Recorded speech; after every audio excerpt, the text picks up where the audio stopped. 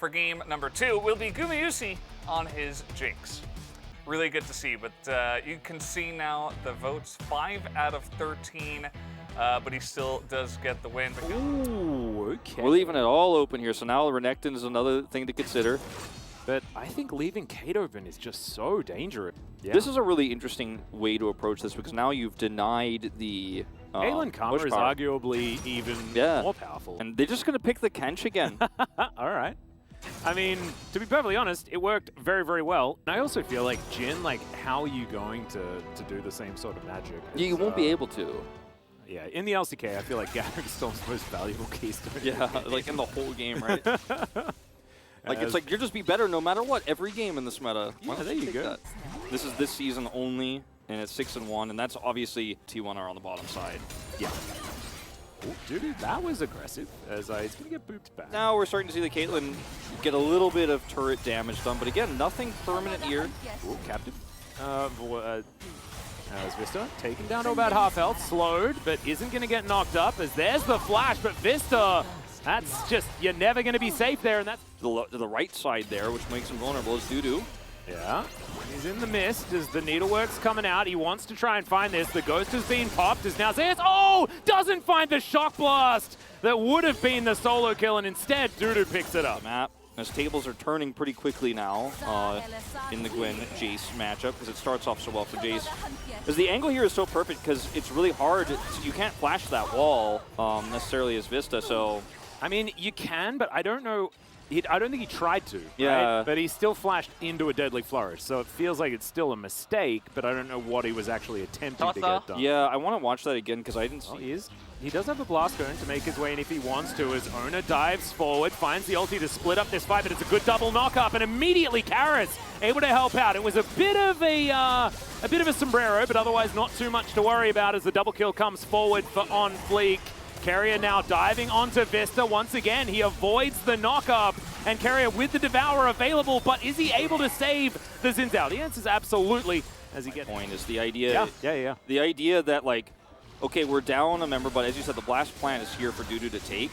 And the OnFleek's like, I'm getting a double, Zeus is caught, and the ult ends up being wasted as a result, but Faker's now on the wrong side of the rift. Yeah, he did a lot of damage with the Chaos Storm, but wasn't enough in the end. As Vista, like, just barely avoids, like, so many different things. Vista is avoided, even though... As Caitlyn in a lane like this should be doing absolutely fine, as Dudu going to get smacked back there as the needlework slows down Zeus, and he has to flash. Dudu looks for another one, but doesn't quite get it. And yeah, he's taking a long time to get down here, but Hunter Life Esports really being a little bit wishy-washy on how they want to do this. Yeah, he does have himself an orb, as now Ona could be in trouble. Gravity field goes down, and that is going to be Shirley diving into the turret, but it's OnFleek trying to get out, and Gumayushi's here in the nick of time to grab that kill. Good shockwave is going to connect onto Faker, and he'll go down for the 1-for-1 right now. As, oh dear, Zeus caught out of position, snipped up there by Dudu as well, as now Una's trying to run himself out as Karis goes golden at the perfect time, and Dudu helps grab yet another kill for Harmful Life, and they should be able to grab themselves a dragon as well. Here for T1, hoping that it was going to lead to bigger successes. All right, goodbye. Gale Force is up, and he's going to grab a kill there. He's flashless, and he's the one who gets both of the kills. As, I mean, a lot of resources are used early on in this fight, including the Rift Herald here that Owner's trying to set up very desperately. Like, T1 turned this fight around with the curtain call after the Herald is dropped, and it's very, very in the nick of time, everything that's happening here. But then suddenly Faker gets caught here by the shockwave, and then Zeus is like, okay, I can save this, but he's super far forward as well. Ends up getting caught here and blown up. Just steps on the edge of that. Yeah, stepping on a trap. Feels bad. And when you see your shock blast do half of the health of 3 people, you're like, obviously you're going to get excited. Yeah. But it just didn't really work out for him as he stood on the trap. It was, honestly, I think this last moment was one of the most, as we're going to watch the Gumayusi all in here as well. Just sometimes you take a Dudu, going to take a bit of damage here, but another shock blast is going to go wide as Dudu wants to try and keep himself alive here. Delves into the mist and does T1. Can they defend? This tower is very, very low. Faker over to the side. That's a great knock-up as the shockwave is going to connect, but only onto Carrier. He eats the grey health and is going to fall down, but now the Chaos Storm as Faker flashes on in. Karis is not going to survive this one. OnFleek doing his best to try and do the same. as the curtains have been called. OnFleek, will he have another flag and drag is kind of the question here, as we've traded 1-for-1 so far. As that was a very strange interaction, but that's fine. Death Ray is going to take after the dust settles here. They trade down, but they had better map control after this. They just don't have anything with it. As Keria keeps Gumayusi up and full health here, Faker goes back in, but it's Owner who actually gets on top of Karis while also knocking OnFleek into danger here. The curtain call makes sure that no one else can turn, and it's just a bit of a yakety sax over here. Yeah, a bit of a weird knock-up interaction there as Faker locks down the kill in the end. As we check out this good old flash in for so much Faker AoE damage. Chaos Storm helps Karen guarantee the kill, and this is a lot of money going over to a Victor, who is one of the big win conditions for... And they have a great late-game team fighting. This is so cool. They're just blocking T1 from seeing the Baron. It's a slow Baron because obviously it's a 3-man, but it's going to work out here. T1 cannot close the gap fast enough. Yep, and they're going to be able to get in there. That's an easy smite for OnFleek as they just mantra inspire themselves out. The teleport from Dudu wasn't actually all that optimal as Gumayusi sidestepping. OnFleek potentially in trouble, but I don't think. Yep, this one's just going to get wiped out. So base broken and the rest of T1 are now moving back. Vista has to flash, curtains have been called. Can they make it out is the question, and the answer is absolutely yes. T1's defense was fantastic, and now they get themselves what will be a pretty easy Drake here to start off, and actually I don't think there's much HLE Esports could do about it. I mean, if OnFleek gets an orb on him and then can flag and drag his way forward, they aren't going to be able to grab the Drake. The 2-3, when the 2 is a Gwen and a Jarvan pushing mid is Dudu. Yeah, Zeus finds a good trade onto Dudu, but feeling very good about how things could have been. Well, OnFleek going to dive forward. Owner, Wind becomes lightning, is now Dudu fighting Zeus and losing. Just gets solo killed by the late game chase. Not something I was expecting to say as the orb comes in, slows down Owner with the dissonance. As now Faker lying in wait. The Cataclysm is going to be used as the Shockwave pulls him back, and OnFleek is going to survive. Do kill the Gwen. You said earlier, if you don't kill the Gwen, that's a big problem, but the one time you actually do catch her and burst her down and she puts up the miss, but you're already in there, you just 100-0 her. T1 immediately going to start this Baron. They haven't peeled off it just yet. The teleport coming in for Dudu. Gets him immediately over there. The flag comes in. OnFleek, can you find the smite is the question. The Baron's down to 50-50. It's going to be secured by Owner, but can they win the fight is the question. Kerry gets the Devour off, and now Owner back in once again. The Orianna grabs the first kill, but the Caitlyn is already dead. The bottom lane has been dealt with, and now it's Dudu that has the damage. Karis there to try and support him. 4 versus 3. The Baron on T1. They win this fight. Yeah, to get a bigger Baron power play than what we saw before. The handling of this by Keria is so perfect too. Like, OnFleek goes in, it looks for the smite, it's 84. I mean, it's very close, but then you end up being able to save Owner. With the shield, he goes back in, and those are the health bars down. Owner, with Keria's help, is able to execute the Caitlyn before the fight really takes off to go to the longer parts of it, and that's why HLE Esports, even with the better health bars here, can't turn it around. Watch Keria once again. He's right there ready. Perfect. Not only does he save Owner on top of the Baron after he secures it, but then he pushes through and helps him kill the Caitlyn.